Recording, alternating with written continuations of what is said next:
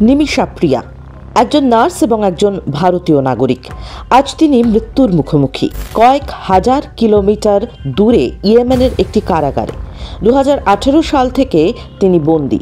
অভিযোগ, নিজের ব্যবসায়িক অংশীদারকে হত্যা করেছিলেন তিনি।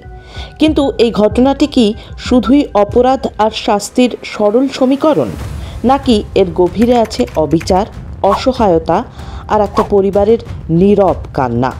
ইয়েমেনের প্রেসিডেন্ট রশাদ আল আলিমি চলতি বছরের জানুয়ারিতে তার মৃত্যুদণ্ডে সই করে দিয়েছেন। নির্ধারিত হয়েছে দিন 18 জুলাই। সময় ফুরিয়ে আসছে। ভারতের সর্বোচ্চ আদালতে যখন তার জীবন বাঁচানোর আর্জি পৌঁছয়, তখন অ্যাটর্নি জেনারেল নিজেই জানান সরকার চেষ্টার কোনো ত্রুটি রাখেনি, কিন্তু ইয়েমেনের সঙ্গে আমাদের সম্পর্ক অত্যন্ত সীমিত, তাই সরকার বিশেষ কিছু করতে পারছে না।